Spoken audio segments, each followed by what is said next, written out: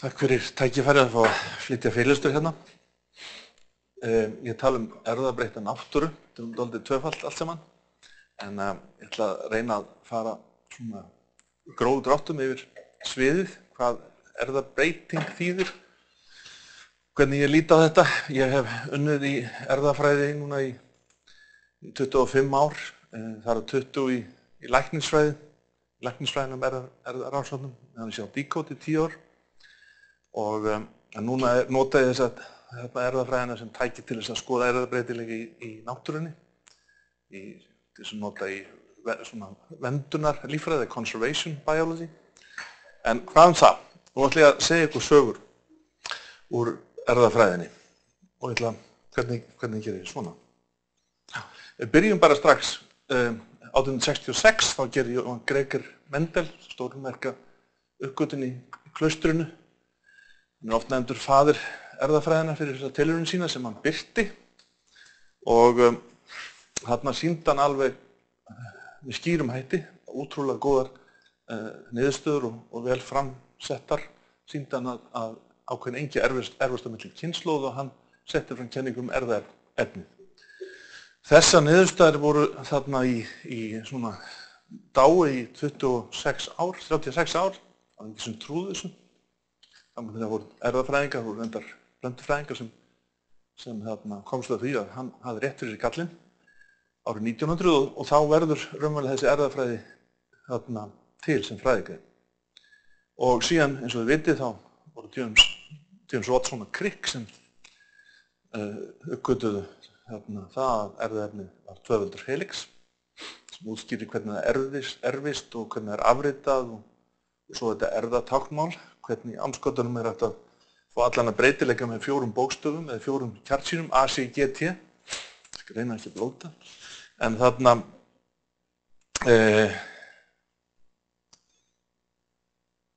Kjartan, hvernig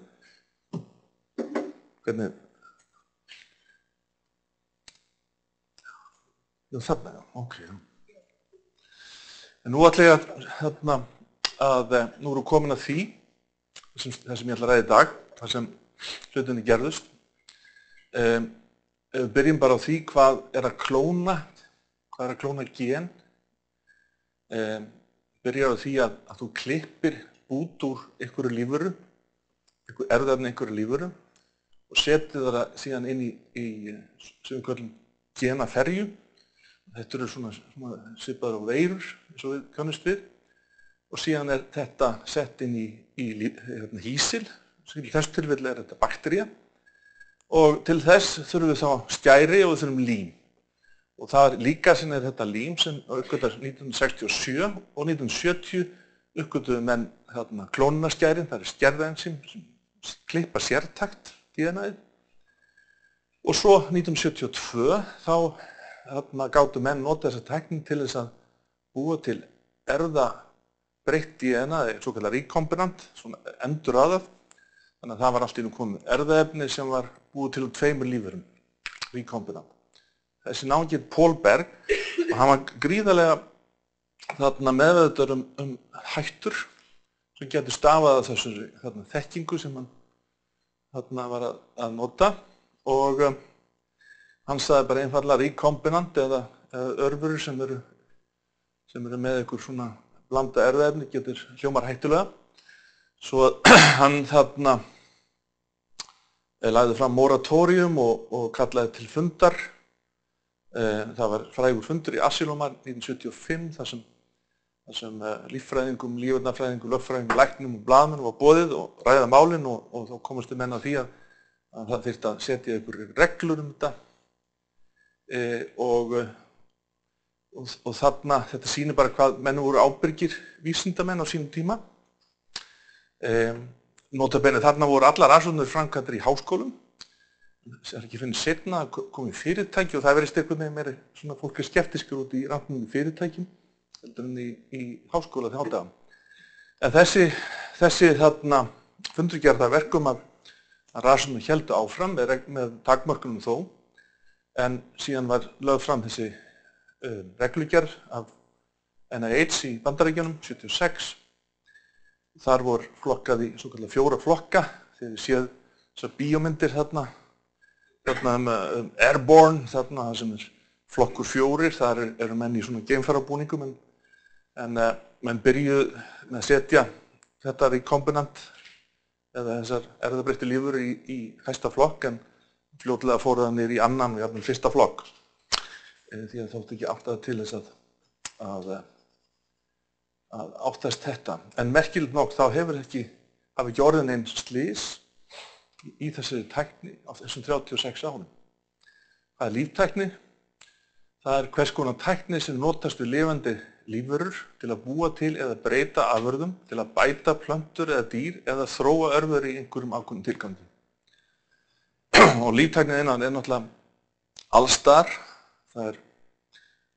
erfðatæknin hluti af líftæknin innan og þetta notið landbúnaði, lífeframleiðslu, heilbrigðiskerfinu, matvælaframleiðslu, orkuframleiðslu og í umhverfisvernd.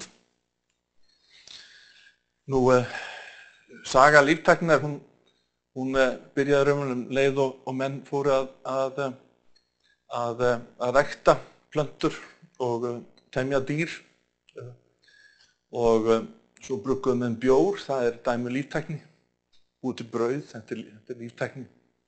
Síðan þetta svona menn að búið til lyf og fleira og síðan kannski frægasta dæmi penicillin, líftækni. En saga líftækninnar má náttúrulega ekki löngu máli en það ætla ég ekki að gera. Það margar milestone sem eru mikilvægir. Á þessum stutta tíma þá ætla ég nú kannski að sleppa því. En erfðatæknin í dag eða samandi erfðafræðileg líftækni. Hún hefur með að gera hérna þessa undirstöðugrein, samandi erfðafræði, örverufræði, jöfnufræði, ónæmisfræði, erfðafræði og efnaverkfræði, frumulíffræði og út úr þessu kemur þá einhvers konar svona uppskjörustjórnun og lyfjaiðnaður, bóluefni og greiningar af ýmsu tagi og síðan að sjálfu og líka búgripir eða búfénaður af ýmsu tagi. Nú ef við ætlum að velta fyrir okkur hvað erfðatæknin hefur upp að bjóða, hún hefur meira, hún markvissari, mörgu leyti, hún hraðvirkari, menn geta gripið inn í stjórn á genum auðveldlega og gert það með mjög markvissum hætti. Nú það eins og ég ætla að koma á eftir í hérna þá hvernig líftæknin nýtist til þess að uppræta mengun eða í þeim dúr. Kynbætur versus erfðabreytt og það einmitt kynbætur eru í eðli sínu þarna stórfelldar erfðabreytingar á lífveru. Þekkjum vel dæmi að tómatar voru bara lítil ber sem voru varla æt. Í dag eru þetta 10 sinnum stærri eða tökum jarðarberin. Þau eru ekki sjón og svipum, þau eru talsvert miklu stærri heldur en þessi villtu. Þar einfaldlega búið að erfðabreyta. Nú, þetta kynbætur þetta tekur margar kynslóðir, það ákveðin valmögun. Erfðabreytingar þetta gert á einni kynslóð og valmögun ekki nauðsynleg. Í samhengi þegar maður að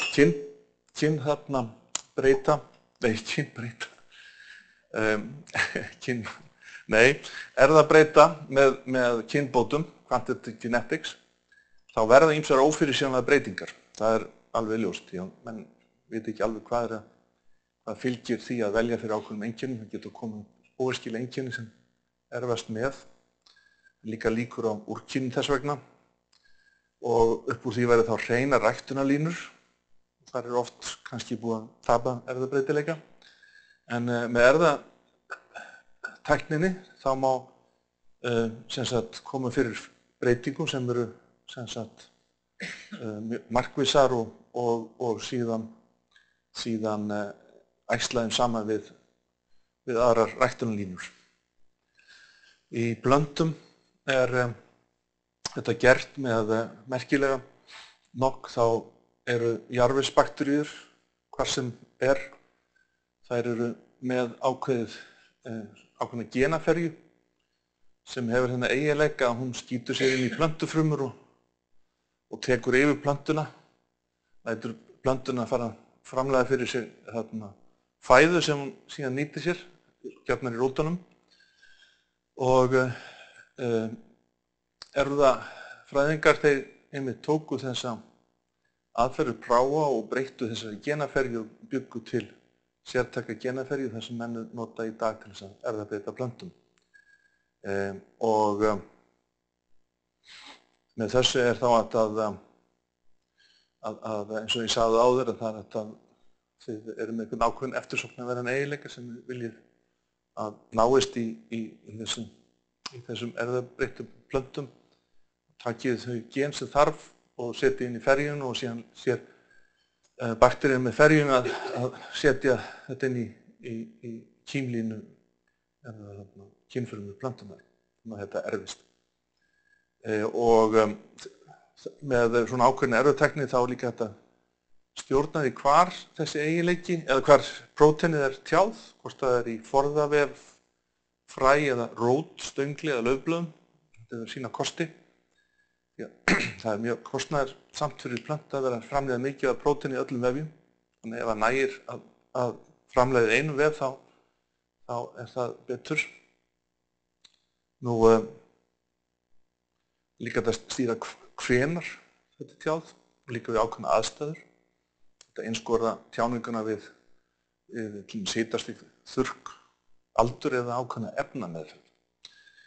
Hér til dæmis dæmi tækni sem kannski eftir að sjá á komandi árum. Hér þessi planta sem ræktuð í lokuðu kerfi. Það streymir inn hérna næringuvökvi út úr þessu lokuðu kerfi aftur. En það sem með þessa plöntu, hún hefur verið erfðabreytt. Það er búið að setja í hana ákveðið framleiðslubatteri sem bara framleitt í rótum. Prótein sem síðan seytt út ræturnar og það fer í þennan vökva og síðan getið einfaldlega eins og að mjólka plöntuna af einhverju efni sem þið viljið framleiða, einhverju próteini sem þið viljið framleiða í stórum stíl. Á sama hátt getið erfðabreytt tré sem fjarlægir mengun úr jarðvegi. Þá er það einfaldlega í rótunum sem gerir það að tréð að sækjast eftir ákveðnum efnum sem eru þá gjarnan þungmálmar eða önnur efni. Nú bara til að minna ykkur á það að þetta hérna efni, kolchicin, það er notað og hefur verið notað mikið til þess að þá takið einfaldlega kýmfrumur úr sitt hvoru tegundinni og getið brætt þeim saman, þannig að það verða 2 tegundir af einni. Þetta er náttúrulega ekkert annað en erfðabreyting af bestu tagi. Þetta er búið að stunda þetta í 10 ára. Og þannig getið þið búið til fjöllitina jarðarber. Þannig að jarðarberin stóru sem við að tala þau eru með 8-földu erfðamengi miðað við þar villtum. Getið ímyndað ykkur ef við myndum 8-falda erfðaefni okkar, þá getum við talað stærri. Svo erum við að glíma við ýmsan skort í heiminum sem einfaldlega út af svona, þar að segja, að einstaklingar fá ekki næringarefni úr fæðunni, ofta einhlitt fæða sem fólk neytir í þróunarlöndunum. Og það tala yfir 100 milljónir barna líða af vítamínskorti og 1-2 milljónir deyja árlega af því. Og ég veit að Óli Björn sem í salnum myndir bætaði við, það er 5 miljónir sem verða blindir af þessum sökum líka. Og þess vegna grípur menn til þess að búið til Golden Rice. Ef við viljum forrita meira um þetta, þá er þetta á goldenrice.org. Þetta er dæmi það sem búið erfðabreyta plöntu, það sem búið að setja í hana bætiefni. Gul hrísgrjón fyrir vikið, út af karotíninu sem hún er að framleiða. En binda miklar vonir við þetta, en það hefur tekið ótrúlega langa tíma að fá þetta samþykkt. Nota bene þetta er ekki einkafyrirtæki sem stendur á bak við þetta. Þetta er ekki gróðasjónum sem ráða þessum. Nú ætlum ég aðeins að fara yfir hvernig við notum erfðabreytt dýr. Erfðabreyttar mýs hafa notað í rannsóknum frá 1980. Ég lærði það sjálfur þegar Karolinska Institutið að skera upp mýs og setja í það gen og merkileg lífsreynsla. En allavega, þessi aðferðafræði, hún hefur haft gríðarleg áhrif á skilningu okkar á lífinu, bara almennt, og sjúkdóm, og nýst okkur sem meðferðarúrræði í læknisfræði. Og þarna eru menn sem sagt að skoða einstök gen og skoða ákveðna boðleiðir í frum, hvernig þær virka og með því að oftjá eitthvað gen þá geti einfaldlega fengið fram krabbamein eða geti fengið þessar múselíum til að tjá svoleiðis gen kynslóð fram að kynslóð, og það eru kallað onkomæs. Þær eru líklegar til þess að fá krabbamein, einfaldlega vegna þess að þær eru cancer prone, sem segir, og móttækjalegri fyrir krabbameinsmyndun heldur en aðrar. Og svo eru til fleiri svona hræðslumýs eða hræðslulausar mýs og fleira. Það er allt eftir því hvað ykkur dettur í hug. Ég verð nú komið að líka að flugur eru líka notaðar í tilgangi í meira mæli, til dæmis sem að draga ýmsar lærdóm af atferli flugna til þess að útskýra atferli mannsins. En eins og þið kannski hafið eins og hérna sjást, þá erum við einfaldlega með klónum við gen og sprautum inn í kjarna frjóvgaðs eggs, og sem er þá orðið 8 frumum fóstur hérna, og síðan komum við fyrir í staðgöngumóður. Staðgöngumæður er ekkert nýjar af nálinni, það konsept, og síðan er dýrum með framandi gen komið sem sagt í frumulínur, og þið getið æxlað saman músum og verið með fleiri en einn genagalla eða ofurtjáninga á fleiri en einu geni. Og fyrir þessa erfðatækni fenguðu þessi 3 Nóbelsverðlaun 2007, Capezzi, Evans og Smithies. Nú það sem þeir kannski merkilegast er það að þeir gátu knockað út, þessi slegið út gen, sem síðan þá einfaldlega, þetta er svona aðferðafræði, þeir bara takið eitthvað út og sjá hvort að fyrirbæri virkar jafn vel og áður, og svo haldið þið bara áfram, hvað er þetta að taka mikið út. Það má líka spyrja hvað kæmist af mörg gen til þess að lífvera geti komist áfram. Þetta eru svona spurningar. En þið getið pantað svona knockout mús, bara þið getið frá fyrirtækin, þá bara takar út þau gen sem ykkur dettur í hug, fáið þið bara sendarpósti næstu. En það er nú ekki bara nefnum fyrir 2 árum að menn tókst að vinna með rottuna á sama hátt. En rottan er miklu líkari en okkur en mús. Við erum miklu meira rottur en mýs. Og það var til sama hjartsláttartíðni og okkur, en hjartaði músum slag 5 sinnum hraðar.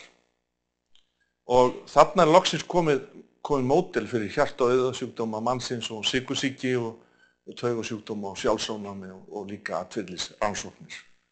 Rottur eru gáðar skepnur, eins og við. Og svo ætla ég að koma að því að merkilegt nokk að allt þessi ACGT kóði eða þetta erfðatáknmál, það er eins í öllum lífverum, og þess vegna er þetta hægt að flytja gen úr einni lífveru í aðra lífveru, og og það fyrirsjáanlegt hvaða prótein búið til úr þessum kóða og þess vegna engin munur á próteinin sem búið til í bakteríu eða manni, svona í aðalatriðum, ég kem að undantekningum. Þess vegna spyr maður sig hvar værum við í dag ef að við hefðum ekki möguleika á því að framleiða insúlín í bakteríu eða þarna. Því áður var insúlín einangrað úr svínum í stórum stíl eða úr heiladingnum, úr brisum úr líkhúsum. En þannig að þetta kannski skýrasta dæmi það hvernig menn hafa nýtt sér erfðatæknina til þess að lækna algenga sjúkdóma, svona sykursýki. Og hér þá dæmi það að menn hafa þá búið til betri prótein heldur en við erum fædd með. Það er þetta, ef þið haldið það að þróunin sé stefna að fullkomnu þá var það misskilningur. Þróunin fyrir mesta hlut bara tilviljun. Þannig að það svona dálítið freistandi að leika Guð og búa til betri prótein. Þarna einfaldlega verið að búa til insúlín lík efni, eða svona afleiður, analóga sem henta þá betur til þess að meðhöndla sykursýki, eða svona hraðvirkandi eða hægvirkandi, hvað sem þar. Og svo erum við komin hérna af farm, þetta svona tvöfalt merking, farm búgarður og farm farma eða lyfjabransinn, farm animals. Þarna það ekki nema nokkur ár síðan að FDA eða ameríska matvæla- og lyfjaeftirlitið samþykkti svokallað erfðabreytta geit sem framleiðir þetta faktor sem hindrar blóðstorknun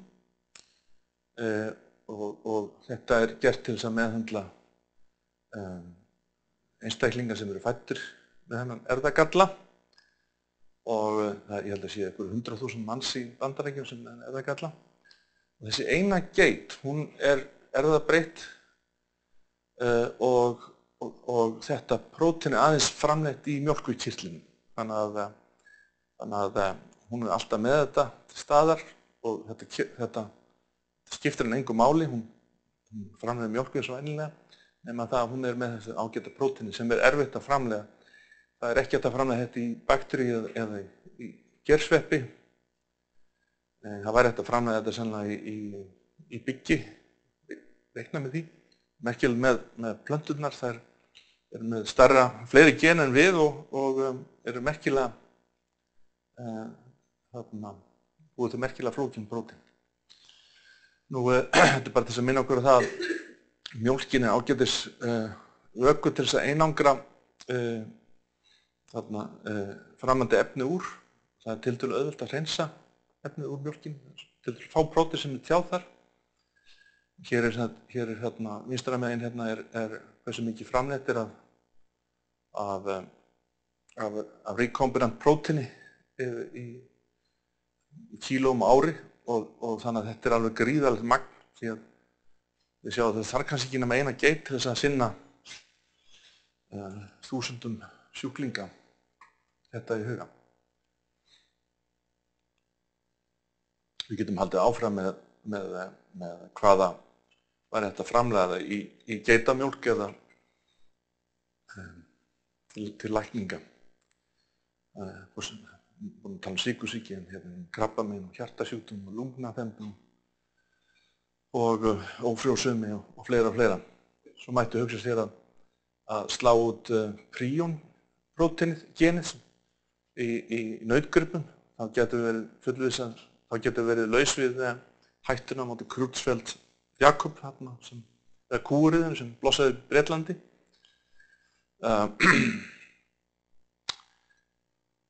En svo ætla ég að koma hérna að erfðabættum svínum. Þetta í burðarliðnum, það vísindamenn í Kanada sem binda vonir við þetta. EnviroPig geta haldið að vera umhverfis sóði en þetta er hins vegar allt annað. Eins og þið vitið þá fosfór, það takmarkuð auðlind og menn sjá ofsjónum líka yfir því að sjá úrgang úr svínabúum fara út í frárennsli og vötn. Það leynir sér ekki þar sem í kjölfarið fylgir svona þörungagróður og ofauðgun af vissu tagi. Þannig að menn fóru þá að hugsa hvernig getum við minnkað fosfór frá fosfór sleppingu eða fosfórinn farið svona til spillis úr svíninu. Það bættu menn bara einfaldlega við í svínið ákveðnum fítasa sem ensím sem brýtur niður fosfórin. Og fyrir vikið þá sleppir grísinn 55% minna fosfór. Þetta er mikið vandamál í iðnaðinum, svína'iðnaðinum, því að menn þurfa helst að farga skítnum á einhvern mjög ákveðinn hátt, dýran hátt, staðan fyrir að geta að dreifa sér mynd á tún eins og kannski. Svo framönda þessu, það eru fleiri hugmyndir í burðarliðnum. Það er ekki búið að samþykkja þetta, þetta er að taka mörg ár að fá þetta samþykkt. Því að þarna erum við að tala dýr til neyslu, það er búið að samþykkja erfðabreyttar plöntur til neyslu eða nytjaplöntur. En þegar kemur erfðabreyttum dýrum til neyslu, menn eru svona tregar á það. Bara sjálfsagt að skoða þetta dæmi betur. En hér er sem sagt til ensím sem við tökum úr nálormunum. Það er skyld njálginum og þráðormunum. En þessi ormarnir þeir geta breytt omega-sýrum, omega-6 fitursýrum í omega-3, vondum fitursýrum í omega-3, góðar, þetta er lýsið. Þannig að þá getum við einfaldlega búið til svín sem eru holl og með omega-fitursýrum. Svo erum við hérna með fiskadæmið. Þetta er náttúrulega stórkostlegir möguleikar þar. Það er náttúrulega einfaldlega, það eru miklu möguleikar í fiskeldi og öllu tagi, sko. Og mikið eftir óleyst þar. Það er bæði nýting á fóðri og sjúkdómar og fleira sem þetta að koma í veg fyrir með því að erfðabreyta viðkomandi lífverum, fiskum. Þannig er ekki nokkur átt að við séum að ala lax á búið til 1 kíló og búið til þá gefa þeim 4 kíló af loðnu eða eitthvað álíka, uppsjávarfiski. Þannig að sjást að bæta þetta betur. Svo er hérna hægra megin, það er mjög skemmtileg dæmi, það sem þið sjáðu hérna, það er konstrukt eða svona hérna, eins og við köllum. Þarna erum við búin að taka prótein sem úr hvelju sem er sjálflýsandi, grænt eða rautt og hér er þá ákveðin svona stýrill sem stýrir tjáningunni og það fer bara í gang ef ákveðna aðstæður eru fyrir hendi. Og þarna hafa menn búið til með fisk sem gerir það verkum að ef það er eitthvað estrogenik samband í vatninu þá verða fiskirnir grænir. Þetta eru mjög harðgerðir litlir fiskar, gagnsæir, það er svona mjög auðvelt að sjá það hvort þau eru rauðir. Svo getur útbúið sama fisk sem væri með svona biosensor fyrir þungbálma. Þá, ef það er ómikið af þungbálmum í fiskinu, þá verður hann ekki bara grænn, heldur rauður líka. Og ég ætla að loka fyrirlesturinn hérna með þessu fyrirbæri sem er kallað Aquadvantage lax. Hann vex 3 sinnum hraðar. Hann verður 8 punda á 18 mánuðum. Þannig sjáu þið fiskana hlið við hlið, villta og hann erfðabætta. Þetta patent, þessi aðferðafræði, hún hefur verið tekið FDA mörg ár að skoða. Spurning hvenær þeir leyfa þetta.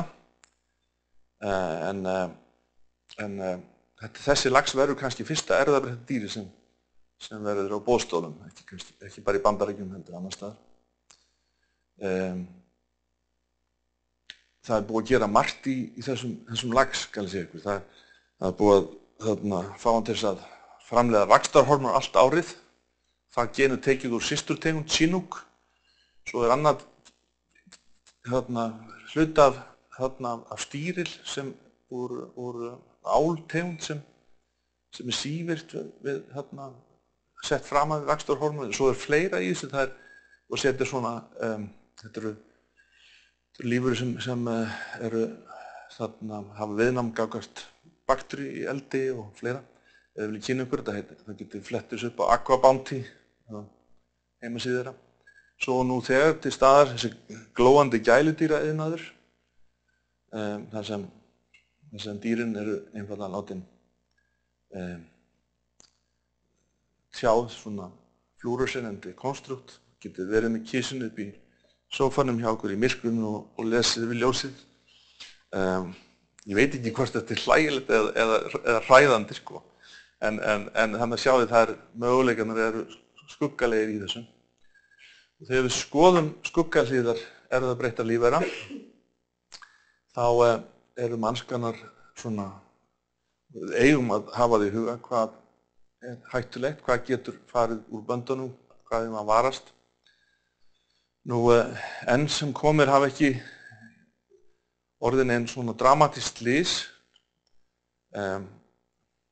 Þið örugglega að nefna repjuna þarna í Bandaríkjunum, en ég að tala kannski aðra tegundir eða sem tengist erfðatækninni eða líftækninni þannig, eða til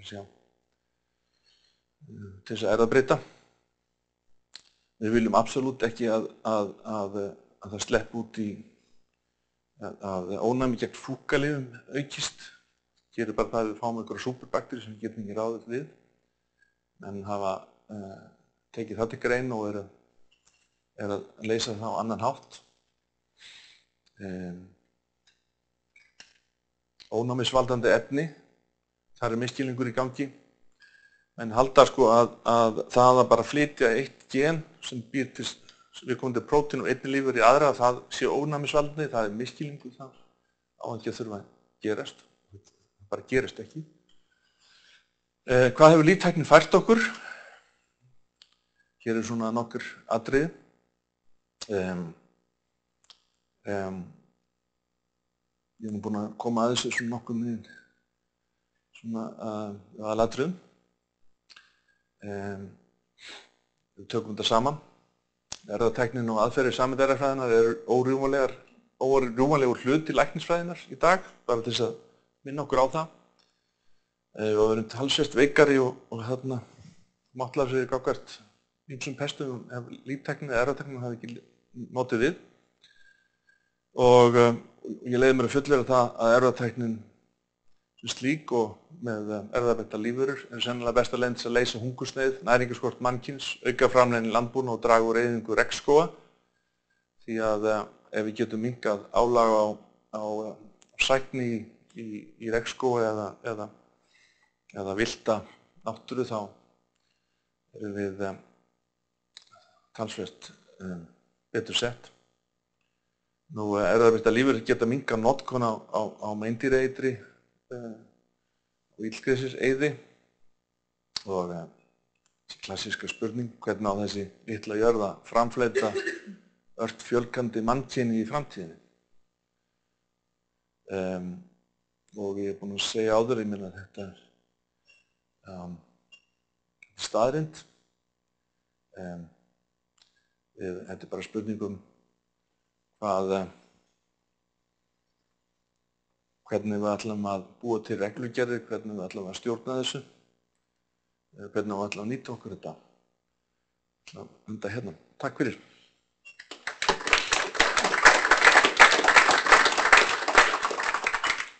Takk fyrir. Við höfum tíma núna fyrir spurningar. Endilega spyrir Kristín Björn Múr.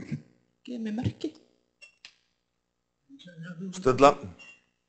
Ég ætla að þakka fyrir þetta alveg einstaklega góða erindi og sem að lýsir hvað erfðafræðin er komin út á merkilega braut að sko frá því að maðurinn fór að umgangast lífverur, þá hefur hann alltaf verið að reyna að erfðabreyta þessum lífverum. Eins og við þekkjum þá hefum við ræktað ákveðna tegundir bæði plantna og dýra og hefum verið að smá saman að erfðabreyta þeim. En nú erum við komin upp á alveg hreint inn í nýtt kerfi, þannig að við erum farin að nota stafrófi sko, til þess að skrifa bókina upp á nýtt. Og mann spurt hvernig endar þetta? Við erum farin að geta tekið eitthvað gula efni og gulrót og sett hann inn í mús. Og hvað verður okkur?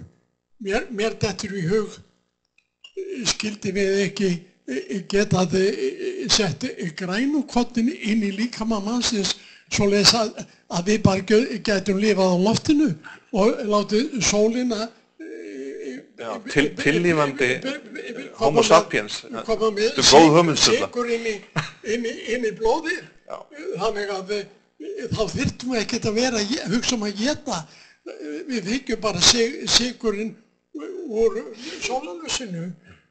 Og svo hugsa ég að lokum, sko, ef að einn maður betri en annan, er hann þá bara ekki klónaður og mannkynið verður allt eins? Þetta eru góða spurningar.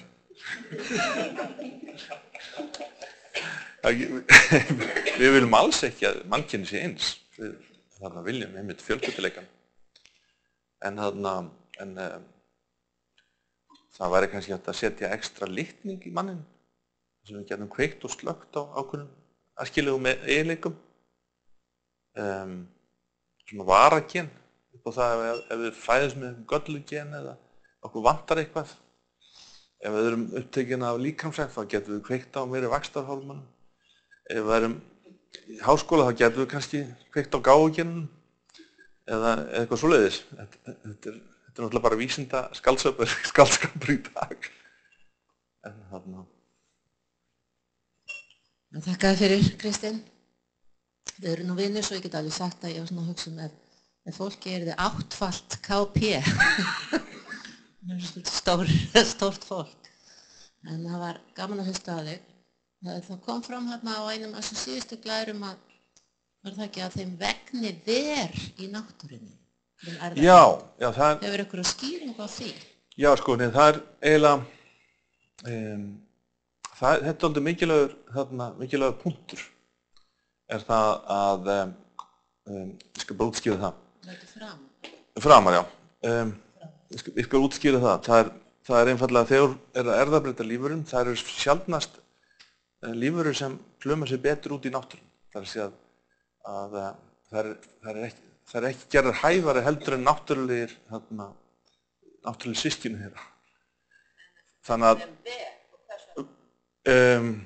það er oft bara það er til dæmis það að ef þau eru að framleiða eitthvað efni í miklu magni þá kemur það niður á heildarhæfni plöntunar.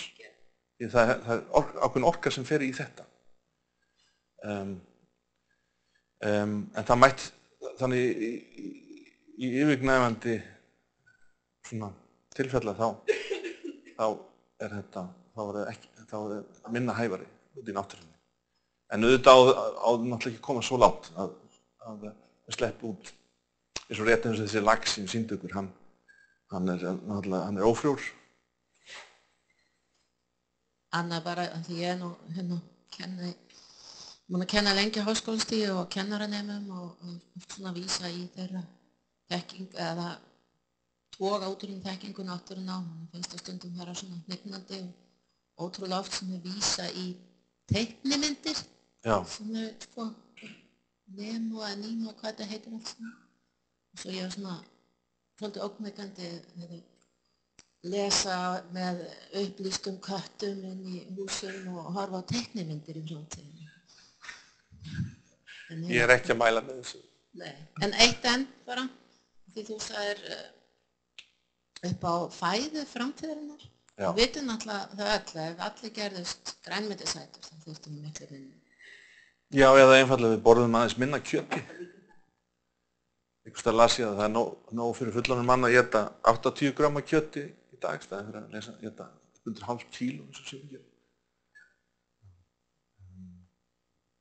Fleiri spurningar?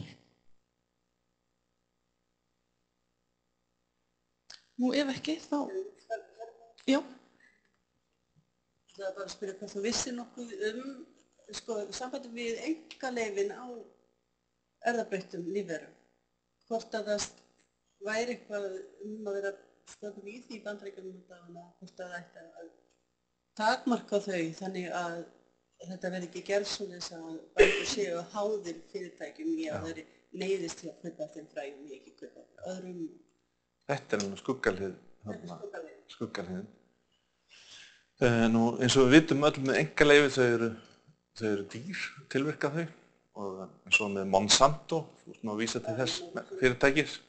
Þið geta einfallega að googla Monsanto þá fáið alla þá umræðu og hún er bæði góð og líka slæm og það er margt athugavert í það hvernig það fyrirtæki hefur tekist að patentera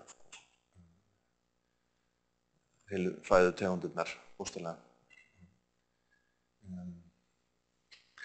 Hins vegar til dæmis Evrópa hefur valið það að leyfa ekki ennþá erfðabreyttar lífverur. Góð spurning. Af hverju það gerðist. Það er mjög líklegt að það hefur gerst þegar þetta var til umræðu þá komum við kúariðan. Þá komum við sem sagt efasemdararnir, sjáu þið kúariðan, hvað er það? Þetta átti ekki að geta gerst og það gerðist samt. Nú vita menn af hverju það gerðist. Príón, allt sína náttúrulega útskýringar. En ég held að það eru margar sterkar raddir en Evrópusambandsins að menn geti ekki dregið lappirnar í að taka þessa ákvörðun að leyfa erfðabreyttar lífverur í Evrópusambandinu því að þeir eru að dragast aftur í framleiðni og samkeppni á margan hátt. Já, þú spurning mín var hvort það er einhverju fréttir þá við hvort Nei, breyta þessu reglugerðum í Bandaríkjunum. Þetta er mikið og langt mál. Já. Já. Já. Það er velta fyrir mér að því að þú réttilega minnist á það að það hefði engin stórslys orðið á 36 árum. Við höfum nú samt sem að alltaf þennan vara á í þessar umræðu, Já. Kannski meiri hugrenningar frekar en endilega spurning. Þetta er margt í þessari tækni sem að mætti gagnrýna með sama hætti og hugmyndafræði sjálfbæra þróunar, hún er svo mannkvæð, hún miðar svo að manninum, maðurinn lifi endalaust og maðurinn geti gert hlutir með þeim hætti sem hann vil gera. Það er bara eina af þessum lífverum sem að búa hérna. Ég finnst það mörgulega í forvitninu leið sem að Bólivíubúar fara, þar sem að þeir staðfesta í sinni nýju stjórnarskrá eigið gildi náttúrunnar. Og þá kannski færum okkur inn á etíska umræðu þetta. Og þakka þið fyrir að fara ekki inn í trúarumræðuna því ég nenni henni ekki, ég er ekki með ykkur hinn að hvenær segjum við stopp í því að vera alltaf að ná endalausum framförum fyrir mannum. Já. Er það ekki viðmiðið? Getum við ekki sagt það? Já, við á Íslandi getum haft áhrif á þetta. Já. Með hvaða hætti? Já, bara með skynsömum hætti myndi ég segja. Já, ef við til dæmis aukum hæfni þeirra sem er í háskóla, þá mörgum ekstar í vandræðum að þeir eru bara að hafa hæfileika á einhverjum staðinni eins og við tekjum á. En þú Þetta lagsir hugleikana á að verja sig að lifa af í náttúrulega